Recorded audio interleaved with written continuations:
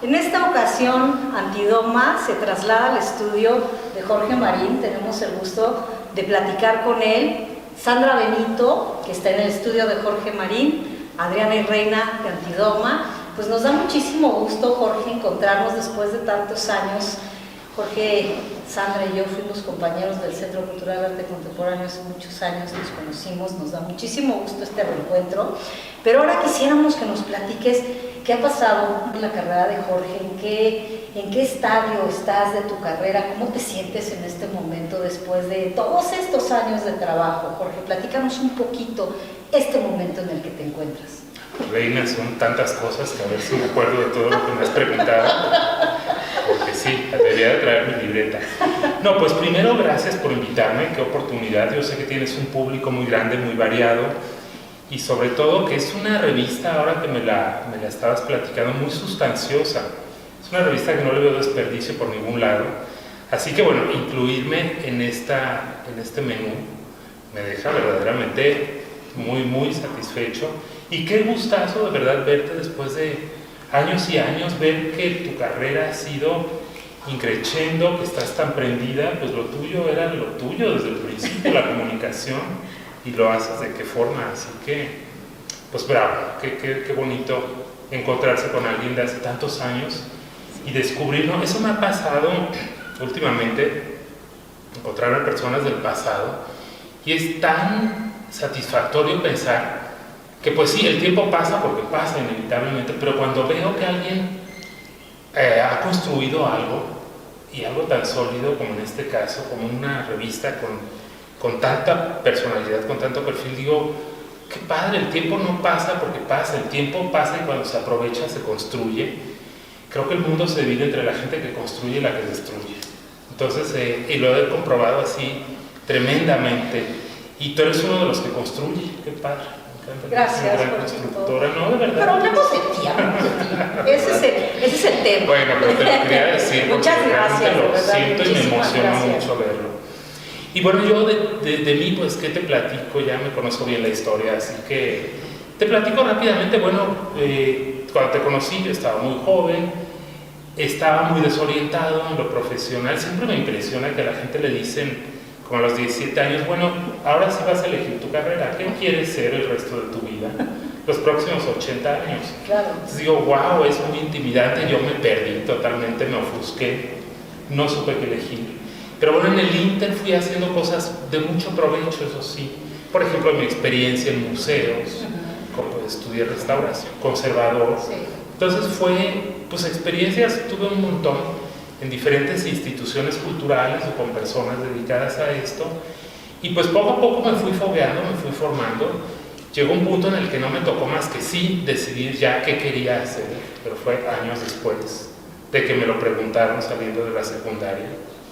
Entonces, pues hay puntos en la vida de toda persona que pues son como cambios dramáticos que nos tocan. A mí me tocó como a los 23 o 24 años. Me di cuenta que sí, efectivamente yo era muy creativo, entonces había que aprovechar mi creatividad en algo. Y pues nada más echarle una revisadita a lo que hacía realmente, que me apasionaba, y descubrí que pues lo mío era la escultura. Me gustaba mucho la escultura, el dibujo, todo lo que fuera el trabajo. Sobre todo, fíjate, con una influencia clásica muy fuerte, muy académico.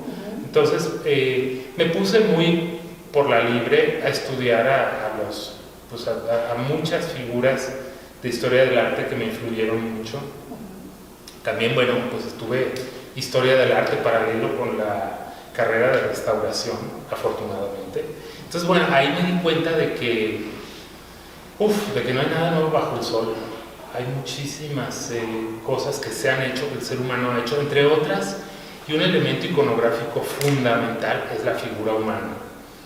La figura humana es un elemento iconográfico que ha tomado el ser humano desde las cavernas y se puso a trabajarlo, y digo, es tan sorprendente ver cómo se pueden seguir diciendo cosas con mucha personalidad, originalidad, contenido a través de la figura humana, no importa lo que se haya trabajado.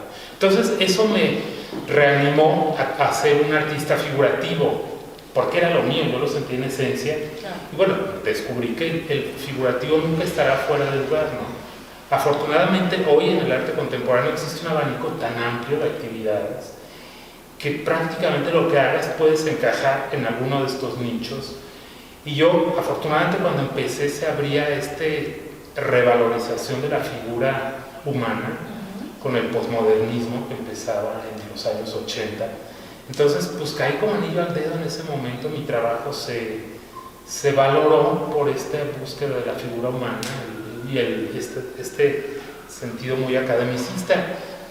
Y pues de ahí empecé a trabajar durísimamente, rápidamente tuve mucha aceptación, eso lo digo, wow, no lo puedo creer, pero muy pronto empecé a colocarme en galerías de arte, y eso lleva pues también a ferias, exhibiciones, claro, encuentros. Entonces me empecé a foguear en el mundo del arte y me gustó muchísimo, dije, bueno, esto es lo mío. He incursionado en el dibujo, la pintura, desde luego la escultura, que ha sido muy fuerte realmente, la cerámica, claro, no la podemos dejar de lado, y hoy por hoy pues con mucha tentación de ver todas las nuevas posibilidades que son maravillosas, todo lo que se puede hacer, desde esa primera, el otro día lo vi en una serie de Andy Warhol, ese primer encuentro de los artistas con el arte virtual. Entonces le pusieron a él una computadora y le dijeron, a ver, señor Warhol, trabaje, por favor, a ver qué le sale. Entonces se puso pues ahí a medio dibujar. Dice luego en sus diarios que fue una experiencia traumática y desastrosa. Pero bueno, así no siempre se empieza con el pie derecho. Y él pues abre toda esta ventana de lo que es el arte virtual. Y hoy, bueno, pues ahora sí, mis respetos, porque lo que se ha logrado es fascinante, es muy atractivo, se me antoja meterme mucho más de lleno a ver qué son esas nuevas posibilidades. He tratado un poquito, me metí por ejemplo a un curso de Photoshop, y fue bien emocionante, es como si a un pintor de repente le das pues otros 2 pares de manos para trabajar, entonces tienes 6 manos para pintar, entonces sí, o a un escultor, entonces sí, dices, hoy puedo hacer todo esto. Es fantástico. Yo creo que el futuro de las artes plásticas es amplísimo y es muy sorprendente. Yo creo que hoy no podemos entender bien hasta dónde se puede llegar. Sospecho que vamos a quedar como parte del archivo muerto en muy poco tiempo, porque sí, se están abriendo posibilidades que no nos imaginamos. Entonces, hoy por hoy estoy muy emocionado, muy clavado, viendo un poco más de todas estas opciones, y obviamente pues nunca podré dejar lo mío, el trabajo por las manos es riquísimo, es una experiencia que la tengo que hacer porque la disfruto mucho, a veces la abandono un poco porque, pues qué te digo, también todo lo que conlleva ser escultor es muchísimo, hay muchas áreas de trabajo que hay que ver, coordinar, entender, comprender y ponerlas a todas, circo de 3 pistas a trabajar. Entonces, me gusta, me he involucrado mucho también en todas estas otras alternancias que tiene el ser escultor, como es el trabajo de la fundición. Yo trabajo bronce, entonces pues tengo mucho que ver con lo que es la fundición. Y la fundición es todo un equipo de trabajo multidisciplinario ahí que tienen a sus especialistas en moldes, en hornos, en acabados, en bla, bla, bla, bla. Entonces me gusta mucho entrar por ahí. Luego el área de comunicación, o sea, lo tuyo también me llama la atención, me gusta, trato de involucrarme un poquito más. Entonces, pues en el día a día trato de ver cómo vamos en ese tema. Como artista contemporáneo, pues hay que estarse dando a conocer, enseñándonos, abriendo un poco la ventana del estudio para que la gente se pueda asomar y vean de qué se trata. Un poquito también quiero creer que es con la posibilidad de influir a personas que quieren dedicarse a esto, para que entiendan que sí hay opción. Acabar con ese viejo mito de que el artista es un ser que tiene que estar ahí guardado en su casa y empolvado. Pobre, maltratado, sí, flaco, cansado, yo creo. Entonces, pues no tiene que ser así. Entonces yo creo que sí ahí me he sentido con el compromiso de enseñarle pues a los chavos, a las nuevas generaciones, que sí se puede ser artista no es solamente el artista que conocemos del siglo XIX, que era muy limitada su creatividad. Claro. Se puede uno expandir en 20.000 áreas. Entonces, todo eso es lo que trato de enseñar a través del equipo de comunicación, que a través de las redes sociales pues vamos mostrando lo que se hace. Me involucro también en proyectos como hacer un libro, que bueno, ahí tenemos a nuestra especialista, que yo estoy más que viéndolo, aprendiéndolo, porque pues siempre se aprende cuando se hacen libros nuevos de arte, todo lo que hay que saber. Y bueno, pues muchos temas hay, el tema ferias de arte contemporáneo, subastas, galerías, exhibiciones en México, en el extranjero, cómo se van dando, cómo se desarrollan, cómo se desarrolla la imagen de un artista, por dónde hay que ir, por dónde no. Entonces, pues pasa de todo menos aburrirme, porque es un campo tan amplio de acción que hay, pues hay para lo que te guste. Cuando me canso de hacer esculturas, entonces digo, bueno, vamos a ver qué pasa hoy en el mundo, qué está pasando con la exhibición que tenemos en la obra, en el espacio público en Noruega, por ejemplo. Y eso justamente, por ejemplo, ¿cómo lo ves tú? Porque obviamente tú dices, te inicias en las galerías, estás teniendo un trabajo en galerías, pues, obviamente en museos, en exposiciones, pero también tú como escultor tienes justo esto, la posibilidad de estar en diálogo con tu audiencia, con la gente, con los espectadores y las espectadoras, por supuesto, a través de la obra que está en el espacio público, ¿no? Entonces, aquí es interesante cómo pues salir, estar en el exterior, presentarte ahí. Bueno, pues me supongo que no es tarea fácil para encontrar primeramente los espacios, ¿no?, de exhibición, que evidentemente, bueno, en México, y luego viene el extranjero. Y entonces ahora viene la tarea de cómo vas a trasladar tu obra para allá, ¿no?, y cómo hacer esto. Entonces, en esta parte, ¿cómo ha sido, por ejemplo, esta trayectoria que llevas tú de tantísimos años, que evidentemente ahora, bueno, pues me supongo que es mucho más fácil al cabo de tantísimos años, ¿no?, poder estar ya con un reconocimiento internacional, por supuesto, poderte colocar, pero en el principio, ¿cómo se hace todo eso? Pues mira, la clave se llama equipo de trabajo. Entonces, yo me puedo involucrar un poco y meter mi cuchara en todos los ambientes, pero hacer equipo de trabajo ha sido la clave para mí. Siempre hay especialistas en cada materia. Entonces, en esto de ir al espacio público, sí ha sido un montón de personas a las que he visto y que han colaborado para poderlo hacer. Una de ellas, por ejemplo, Elena Catalán, que ha sido colaboradora mía, valiosísima. Con ella trabajamos mucho cómo llegar al espacio público en el exterior y también a nivel nacional. Entonces, eso, la clave es encontrar un equipo, trabajar con él, creer en él y darle la confianza para que lo pueda desarrollar. Y entonces así es como empezamos. Yo fui al espacio público porque quería enseñar mi trabajo, porque en el espacio público empecé a descubrir que había muchas obras piratas mías. Exacto. Entonces no se vale que un público se quede con la impresión de ahí, Jorge Marín sí le quedó medio chueco, medio cabezón y medio raro. Pues no, eso es horrible. Entonces yo dije, no, a ver, voy a llevar al espacio público mi trabajo, no una falsificación. Y entonces ya, si a la gente le interesa mi trabajo, pues que lo vean mi trabajo. Entonces me organizé una exhibición en el espacio público y fue como empecé.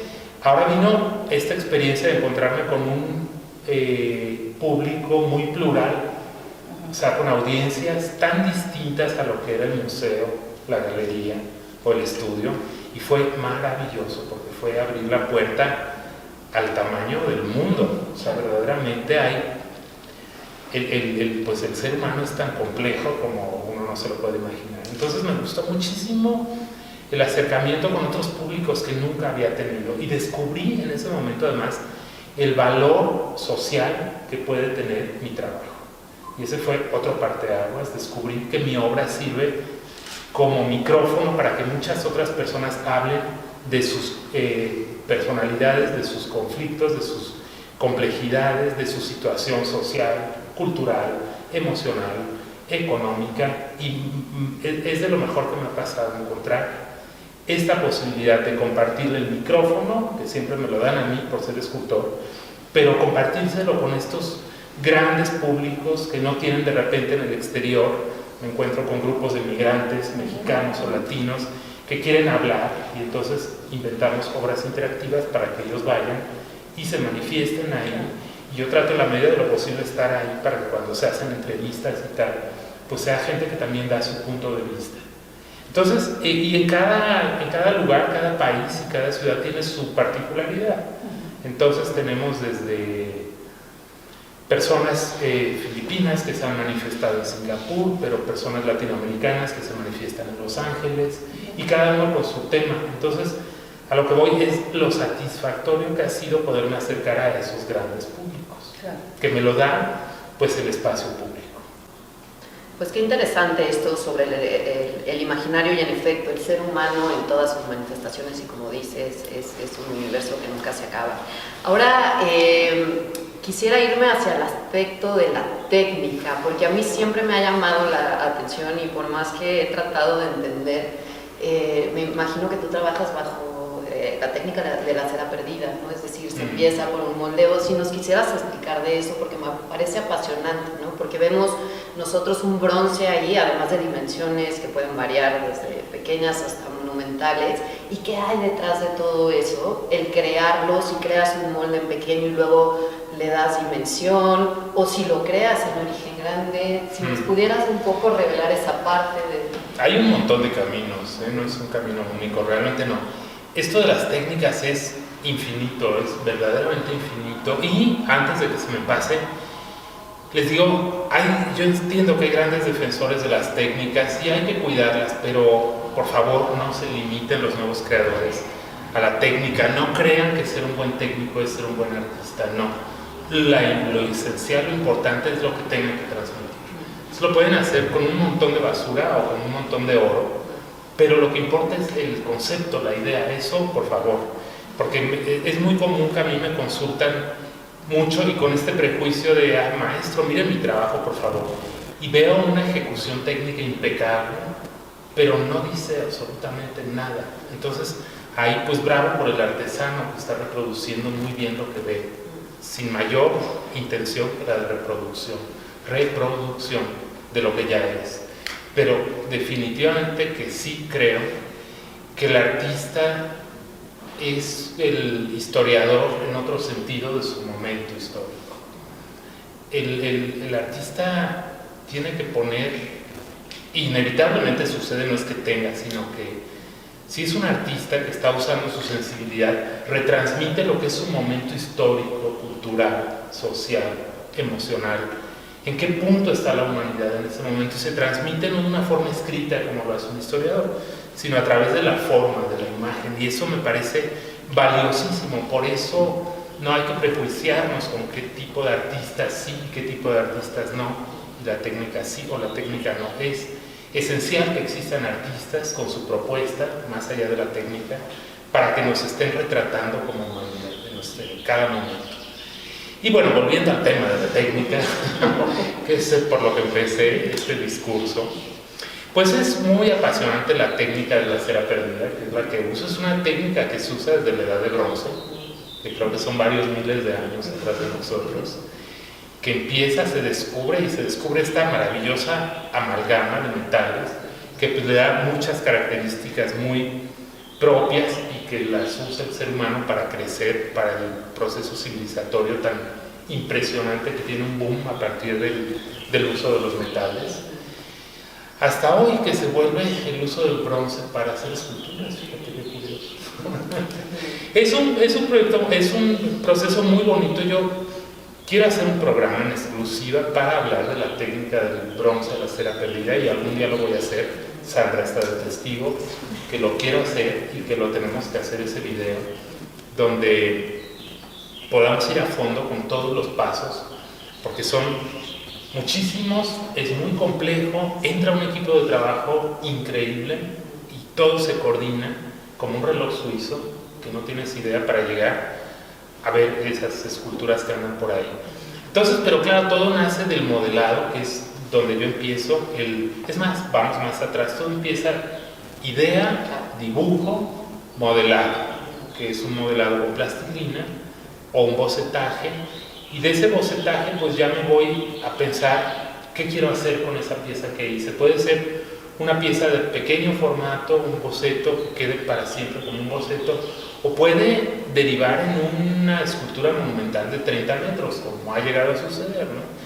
Entonces, pues eso, después de modelar mi pieza, vemos si se decide un tamaño a 30 metros, entra todo un equipo de trabajo para hacer la ampliación, que hay muchas técnicas, hoy la tecnología es impresionante, entonces te puede ampliar. Si no hay esa intención, bueno, se hace un proceso naturalmente, comúnmente es sacar un molde, especialista en moldes, el molde se usa para hacer una reproducción en cera, la cera se usa para que el señor del horno haga su encapsulado y su vaciado en bronce.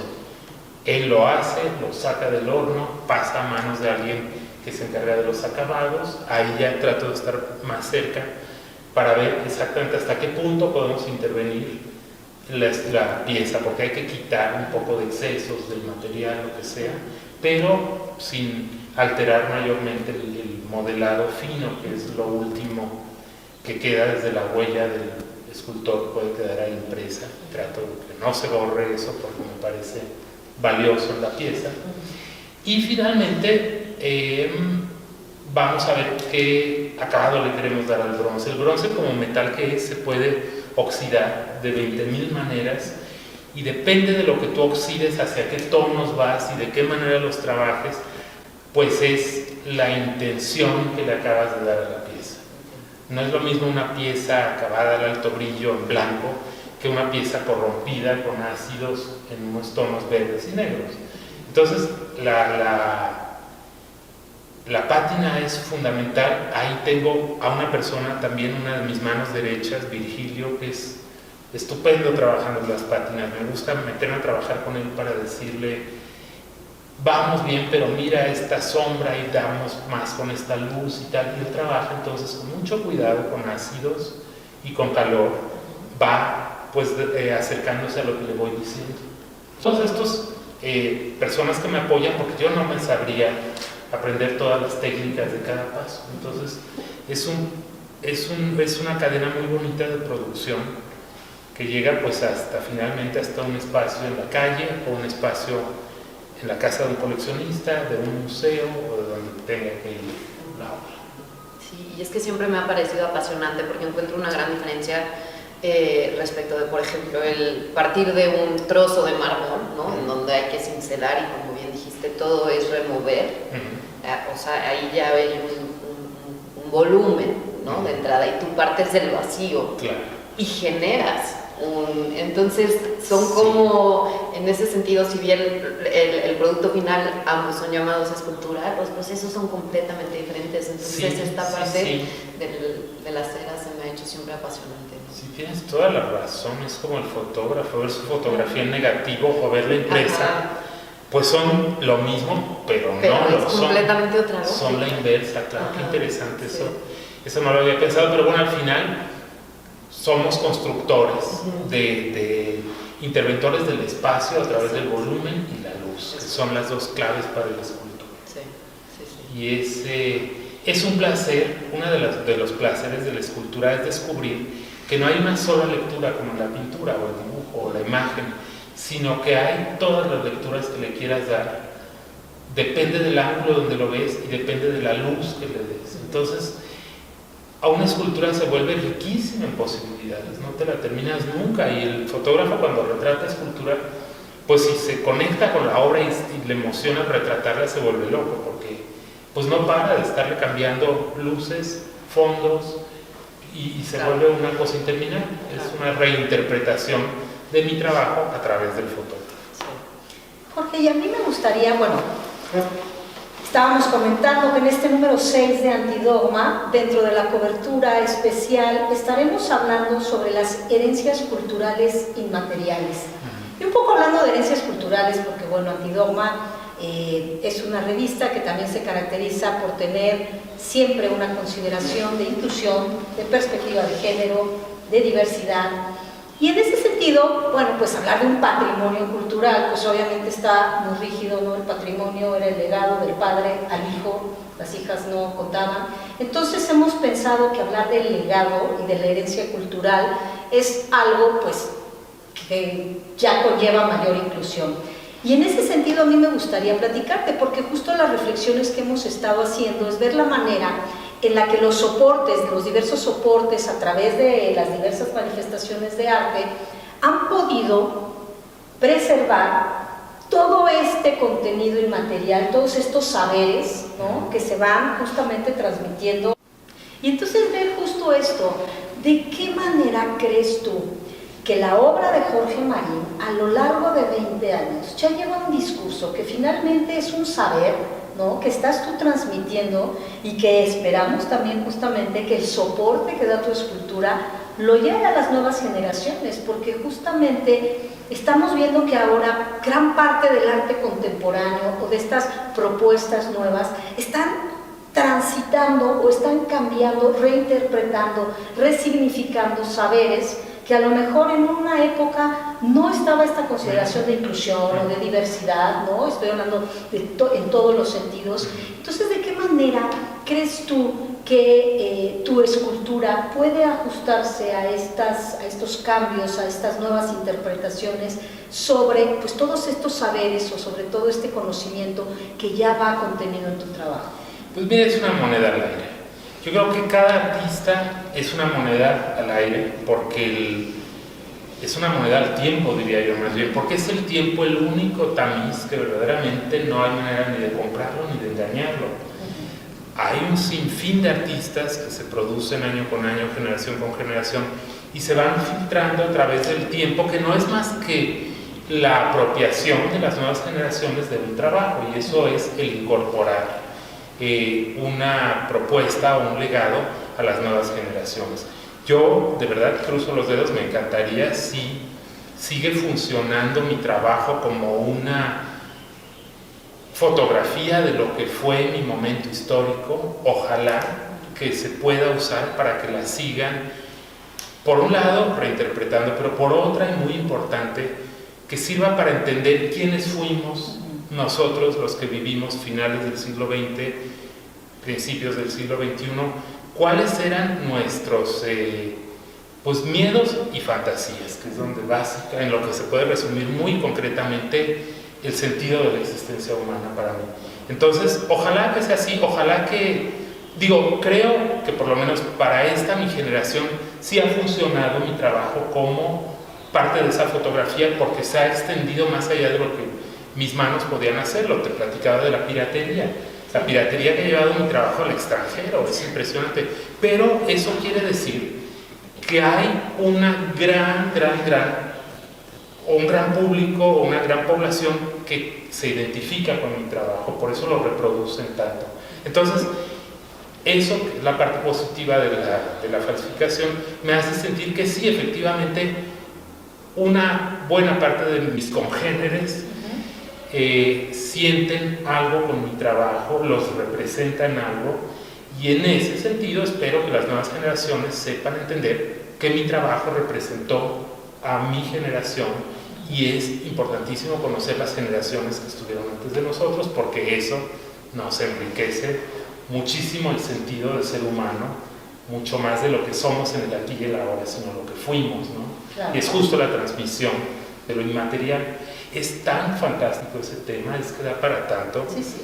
El saber que hoy por hoy los seres humanos tenemos a la mano, con picar un botón, el saber de miles y miles de años que se han ido acumulando con un esfuerzo enorme de investigación y de experiencia de los seres humanos, y hoy podemos echar mano de eso en un segundo. Yo eso de verdad que le diría a las nuevas generaciones, ténganlo en cuenta, es un privilegio enorme ser habitantes del planeta de este momento. Tenemos un banquete que no te lo acabas nunca. El ser humano es de una complejidad espectacular, y hoy, a diferencia del pasado, hoy de verdad podemos tener lo que se nos antoje, en el momento preciso, con todas sus particularidades, con todos sus perfiles, con todos sus ángulos. Es maravilloso el momento que vivimos a nivel comunicación y a nivel posibilidades de conocimiento. El ser humano es de verdad riquísimo, por eso les digo, te lo platicaba, es que ha sido la fuente de mi inspiración y creo que lo va a ser siempre. Es inagotable la complicada psique del ser humano. Es fascinante, absolutamente fascinante. Qué maravilla, Jorge. Y Sandra, a mí me gustaría que nos platicaras un poco sobre este lugar, sobre el estudio de Jorge Marín y cuáles son estas actividades que se llevan a cabo, que evidentemente que es todo un placer, me imagino, trabajar al lado de Jorge, y que nos platiques de qué se trata este estudio. También obviamente me gustaría que nos platicaras esta experiencia tú en hacer libros, porque pensamos que también el libro justamente es uno de los soportes que transmiten todos estos saberes, ¿no? Y es una manera de perpetuarlos en el tiempo, ¿no? Entonces platícanos cómo opera esto. Sí, ahora que estaba oyendo hablar a Jorge, que platicaba un poco aquí en Quedito a Adri, hablando sobre el legado, yo siento una enorme responsabilidad y placer simultáneo de trabajar con Jorge y pensando en su legado, pensando en el ¿cuándo es tu momento? O sea, dices, es un artista contemporáneo, que decía Jorge, bueno, retratar su época. Pues su época es toda, o sea, su época no es los 80s o los 90s o los 2000, o sea, su época es toda. Entonces, si hablamos de la carrera de un artista, no sé, estamos hablando de a lo mejor 60 o 70 años, los que va a vivir ese artista, me refiero a su vida productiva, más su bagaje, etcétera. Entonces, pues realmente cubre muchísimas generaciones y muchísimas experiencias, y claro que se va transformando. Entonces, bueno, como historiadora del arte, para mí es pues muy emocionante trabajar con un artista vivo, activo, y a quien admiro mucho su trabajo, porque yo no, bueno, como nos pasa a todos, no nada más yo, creo que parte de lo que la obra de Jorge transmite no es solamente como esa belleza, porque sí la tiene, estética, sino en algún momento hemos comentado o he escuchado a Jorge decir, ay, no, es que cuando alguien me dice qué bonitas sus esculturas, yo digo, bueno, ¿cómo que qué bonitas? No me diga eso ni ahora, por favor. Pues sí. Porque toda la expresión que hay, toda esa parte del lenguaje universal, que no es el lenguaje físico nada más, el chi que te dijeron alguna vez en China, creo que decían es que su obra tiene chi, pues sí lo tiene, o sea, sí realmente vemos... ¿Qué es en China el chi? Bueno, eso no lo voy a poder explicar bien, pero Pero ese sí, espíritu, esa esencia que exacto, se transmite y que le habla pues a gente de diferentes culturas. Entonces, no solamente está esa parte física evidente de muy buena factura y de pues, diferentes etapas, obviamente también en la carrera de Jorge, pero bueno, hay otros elementos que yo los veo como algo que habla muy del interior. Es una obra en la que te tienes que meter a escarbar, no es algo evidente que vas a ver así luego esas son unas sandías. Yo pienso que hay muchos pasos que puedes dar, y siento que parte de nuestro trabajo en el estudio o parte de las diferentes generaciones en equipos que han acompañado a Jorge, pues claro que ha habido como muchos pasos que dar. Yo pienso que efectivamente un gran paso, creo yo, fue pues cuando Jorge empieza a encontrar cuál es su forma de expresarse, ya sea en cerámica, ya sea en bronce. Ustedes ven las cerámicas y los bronces y dicen, no puedo creer que sea el mismo escultor. Son etapas, pero muy diferentes. Pero hay lenguajes en común, están los antifaces, están pues, algunos rasgos de las miradas, en fin, o sea, estudios iconográficos que espero que podamos hacer, hay muchos en el caso de la obra de Jorge. Pues está la parte de, digamos, el éxito comercial. Ese éxito comercial que desde luego es una maravilla, porque es un éxito que mucha gente, muchos artistas buscan y nunca consiguen, pero no es un éxito bajo, sin significado, sino realmente ha habido una serie de coleccionistas que se han ido como buscando a Jorge, siguiéndolo. Está Manolo Gil, quien trabaja con Jorge desde hace muchísimos años, que es un mago en ese sentido. Yo pienso que es una gran mancuerna con Jorge, porque entiende su obra, la valora, y han ido haciendo pues toda una red de la parte de coleccionistas. Pero al mismo tiempo, lo cual es muy interesante en Jorge, al mismo tiempo tiene como esa validación en el arte público y en la parte, digamos, del mundo de la curaduría, y parte de lo que estamos trabajando, que es lo que estamos trabajando ahorita, es en reforzar esa parte. Jorge ya tiene una trayectoria tal que yo creo que ya es un momento de retrospectiva, de análisis en muchos sentidos. Ha pasado tan rápido, a lo mejor su carrera, como él mismo decía, o sea, ha habido épocas de producir, exhibir, y a veces está bien detenerse para ver, bueno, a dónde va y a dónde quiere Jorge que vaya ese legado. Por otro lado, es un artista muy generoso que ha creado una fundación que tiene muchos proyectos de corte social, que le importa su legado. No es solamente, bueno, pues voy a seguir vendiendo ya, cruzo de brazos, etcétera, sino que tiene muchas inquietudes, le importa mucho, como él decía, la parte de comunicación. Entonces, estar en el estudio y poder ver todos esos aspectos y hacerlo de manera integral, pues realmente es algo fantástico. Hay un equipo muy interesante, tenemos una directora de comunicación, que es Rosario Ojeda, que es una persona que tiene una gran sensibilidad social y artística, y es muy joven, entonces entiende como que de cómo tenemos que, es un muy buen espejo para mí y equilibrio, y de ver cómo le llegamos como a los diferentes públicos. Sí, un puente de conexión. Un puente de conexiones, pero informado. Queremos que todo lo que rodea a Jorge pues tenga un fondo y un para qué y a dónde vamos. Entonces es muy interesante para los que, por ejemplo, hemos trabajado muchos años en museos, pues son con artistas muertos en general, y entonces pues ya digamos que cuida su legado, pero aquí construirlo con un artista vivo realmente es una gran responsabilidad y privilegio. Entonces, bueno, pues está habiendo muchas cosas ahora. Jorge es una persona muy inquieta y que nos da mucha libertad para trabajar, lo cual también es bueno. Entonces sí, estamos creando una publicación ahorita de gran formato, un libro de 33 por 48, que es difícil de cargar, con unos contenido estético y una curaduría pues muy como en zoom a su obra, por cosas que no se han hecho antes en sus publicaciones. También va a haber como una mirada un poco a su carrera para ver a qué museos nos debemos de ir para esta retrospectiva, porque ya podemos hablar, ¿qué? 25 o 30 años, Jorge, que podemos... Más o menos. Que podemos hablar y ver todo este proceso junto en un escenario. Yo creo que va a ser muy interesante para muchas generaciones. También trabajamos con estudiantes de artes plásticas de la Facultad de Diseño de la UNAM, que están haciendo un ejercicio de reinterpretación de la obra de Jorge. Y bueno, pues viendo todos estos aspectos, no sé, se me fue alguno, seguramente sí, pero pues todo eso estamos haciendo en el estudio.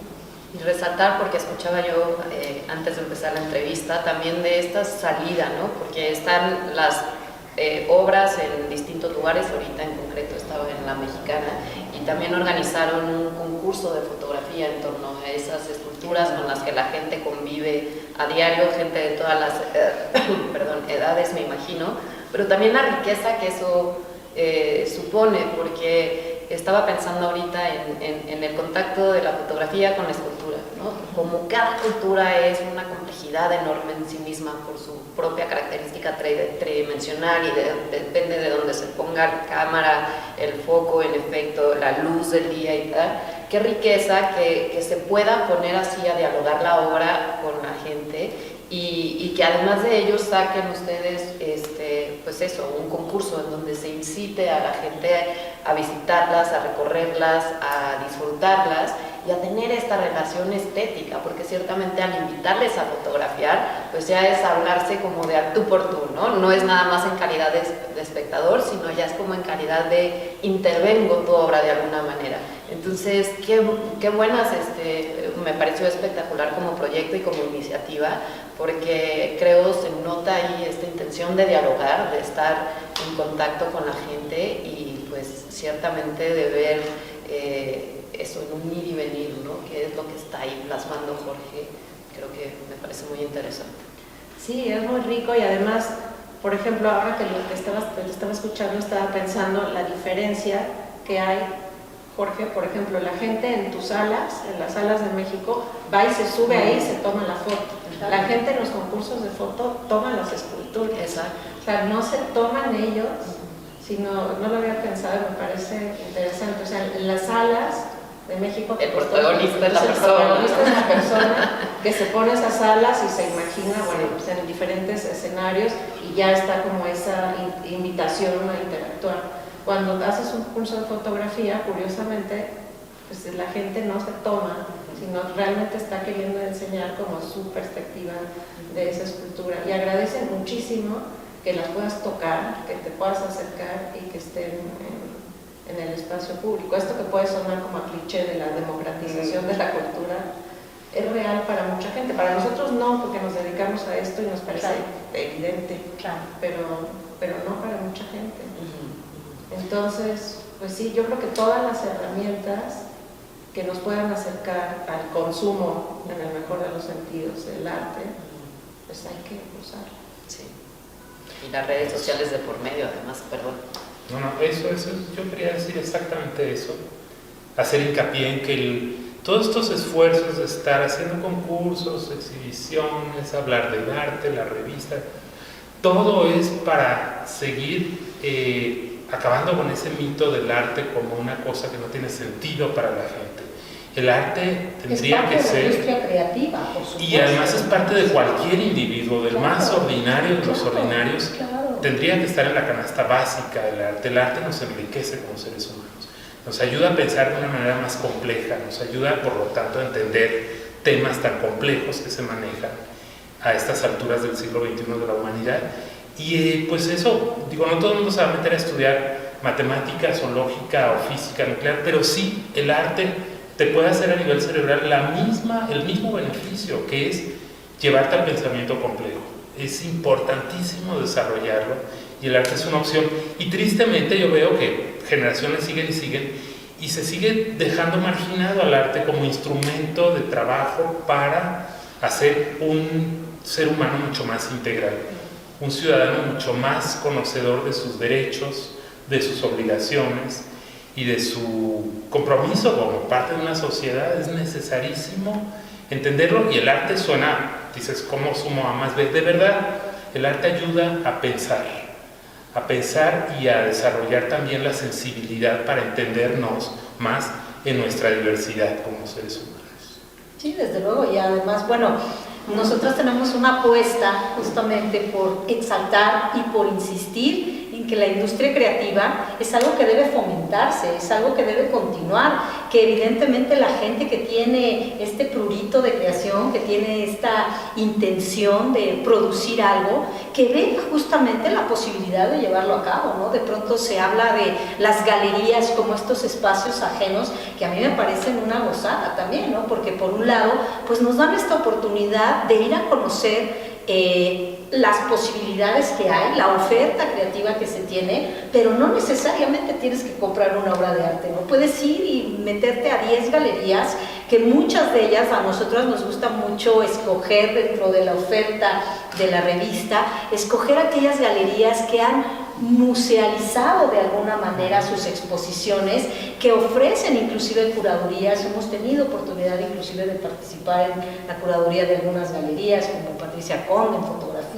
y que nos encanta ver justamente eso, que la gente va y puede disfrutar de esa exposición, que puede disfrutar de lo que se está ofertando y que te puedes dar una vuelta y conocer justamente la producción, ¿no? Evidentemente los museos nunca vamos a dejar de reconocer la importancia que tienen, ¿no? Por estar en contacto con la gente, por tener esta cercanía. Nosotros que hemos trabajado tantos años en museos sabemos justamente lo que hay detrás de este proceso de construcción de las exposiciones, pero finalmente es justamente esto, ¿no? Lo que tú estás mencionando, el tener la fortuna de poder hacer lo que te gusta, pero además de poder vivir a gusto con lo que te gusta hacer. A mí me parece que es pues un 100%, ¿no? Excelente, hacer un match total, hacer comunión de esas dos cosas me parece sensacional.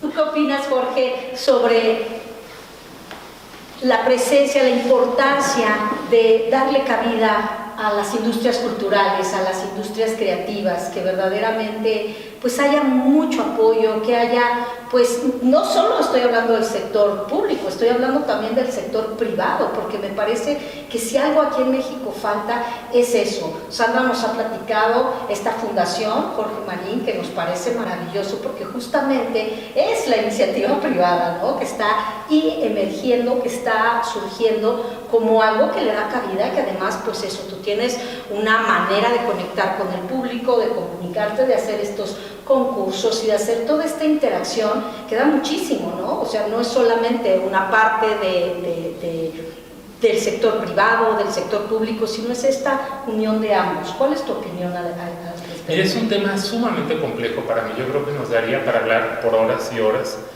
interminablemente, porque hay muchas cosas que hay que tomar en cuenta para tener una opinión definitiva al respecto.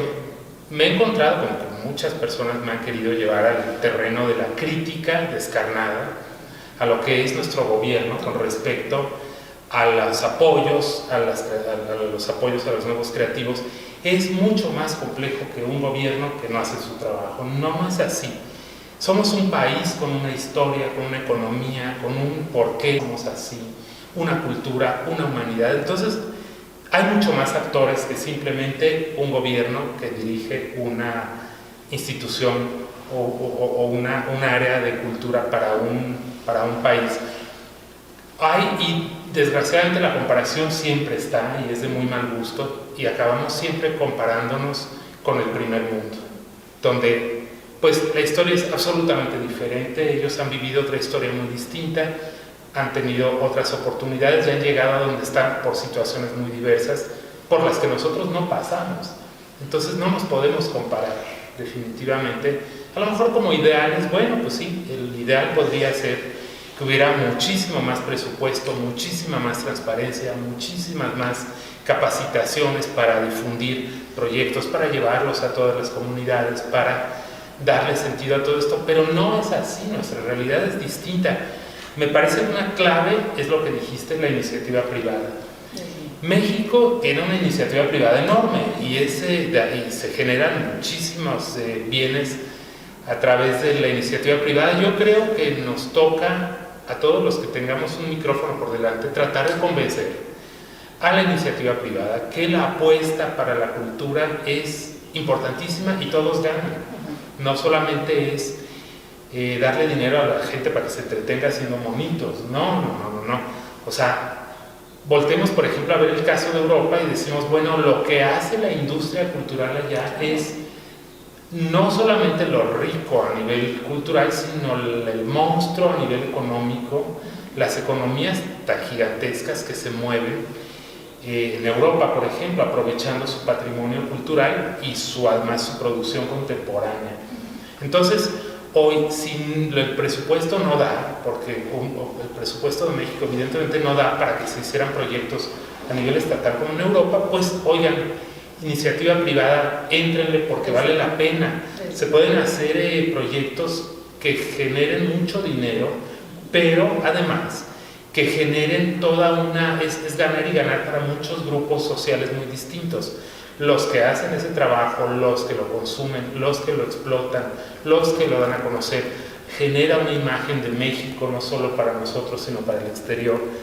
En fin, son muchísimas caras que se pueden enriquecer a través del apoyo de la iniciativa privada. Yo siempre los estoy invitando a que sean más atrevidos, que no tengan tanto miedo a la industria cultural, que es donde menos quieren apostar siempre, por desconocimiento. Sí. Pero les digo, es desconocimiento, pero no es porque no haya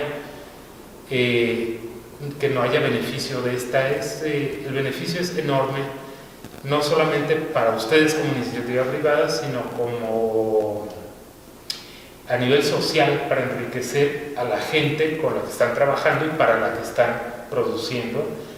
Hacemos, insisto, mejores seres humanos, llevándoles arte y la posibilidad de expresarse.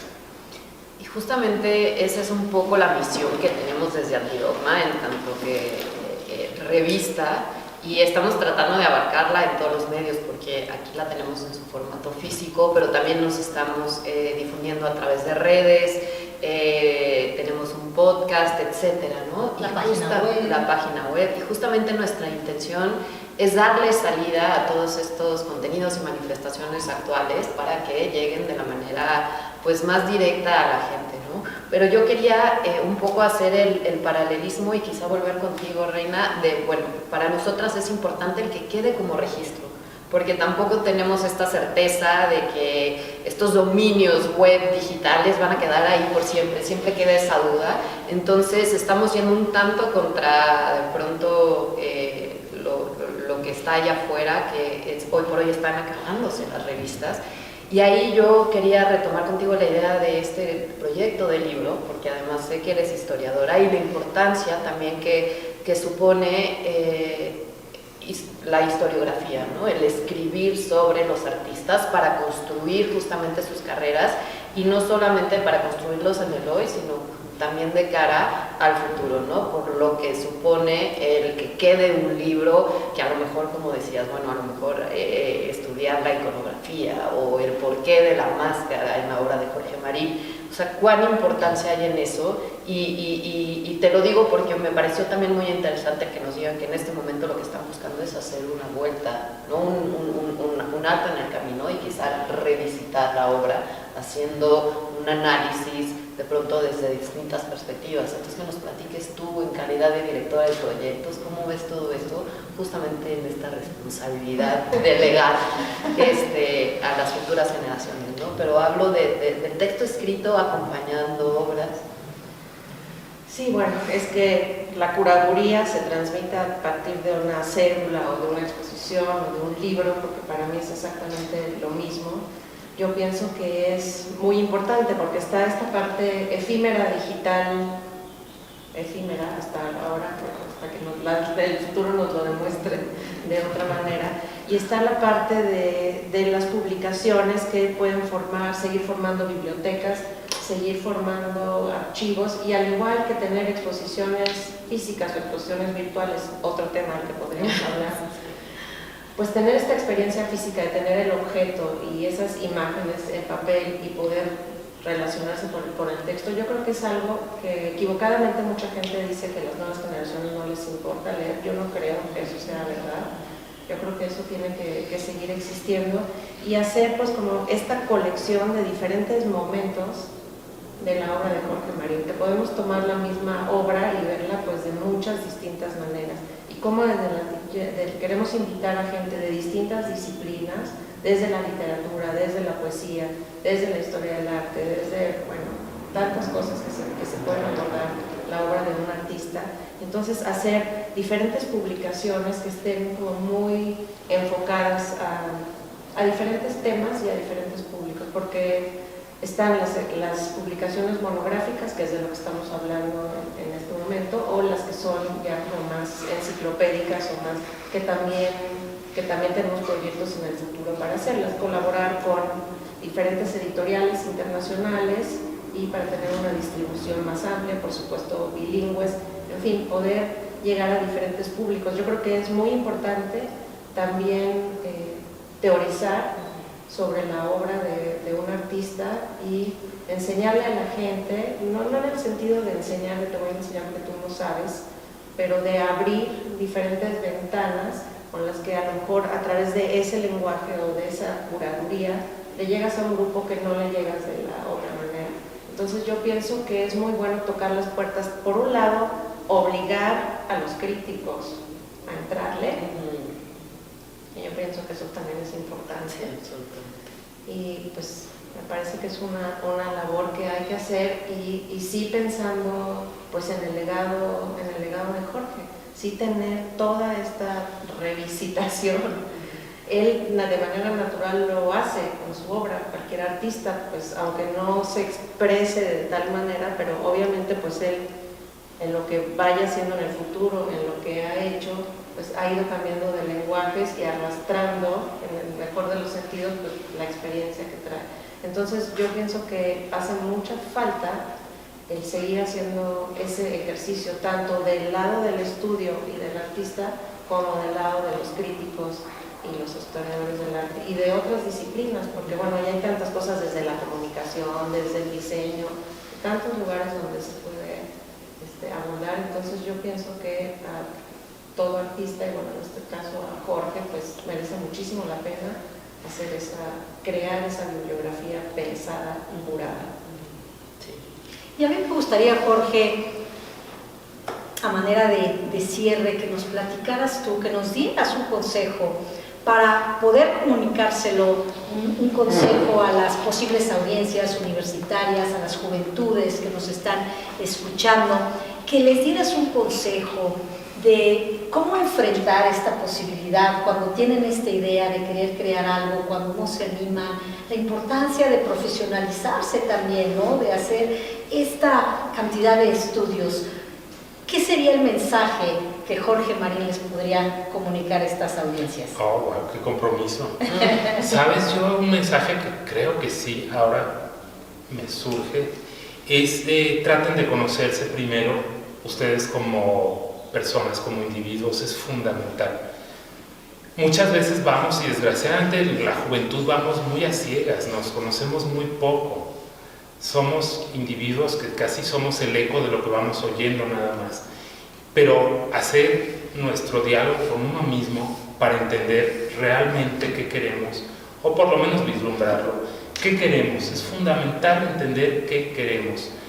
Entiendo que como juventud es muy difícil llegar a esto, pero yo los invitaría a que hagan su autoanálisis como seres humanos para que se comuniquen más con ustedes y se entiendan mejor. Y ese es el mejor punto de partida para lo que sea. Lo pienso porque de verdad que mi experiencia como chavo que no sabía lo que quería, en buena medida, te lo digo honestamente, se hubiera resuelto si hubiera tenido yo un propio diálogo conmigo para entenderme más. Pero era un poco la reverberancia de mi mundo, de mi gente que me rodeaba, y no tenía la claridad de quién era yo y qué quería yo, cuáles eran mis necesidades.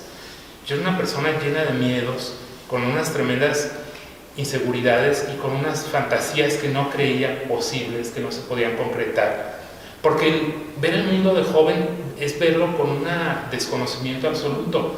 Les digo, se pueden hacer muchísimas cosas, básicamente lo que uno quiera, pero hay que aprender a domar a la bestia que tenemos adentro. La bestia del miedo es la bestia que acaba con todos y nos deja paralizados a lo mejor en un escritorio por el resto de nuestras vidas. No se dejen dominar por eso. Escúchense y sean atrevidos. Ese es mi consejo. Pues qué maravilla. Y Jorge, pues te agradecemos enormemente. Esperamos realmente contribuir con una pequeña semillita a través de Antidogma, porque tu obra es bien conocida en todo el mundo, pero nos gusta muchísimo pues tratar de dar a conocer un poco de tu pensamiento, de tu manera de entender el mundo. Te agradecemos muchísimo el espacio, Sandra Benito, muchísimas gracias también por permitirnos estar en este espacio. Muchas gracias por darnos cabida en tu estudio, Jorge, y pues mucho éxito en todos tus quehaceres futuros. Bueno, gracias, Reina, muchísimas gracias, eso qué bonito que dices. Y invitados, esta es su casa, es tu casa, la tuya y la tuya, cuando quieran, y todos los que quieran venir son bien recibidos. Gracias por invitarme, te felicito por tu proyecto, me tiene fascinado lo que me has platicado, lo que pude ver. De verdad, esperemos que esa revista le esperen por lo menos otros 500 años. Muchas gracias.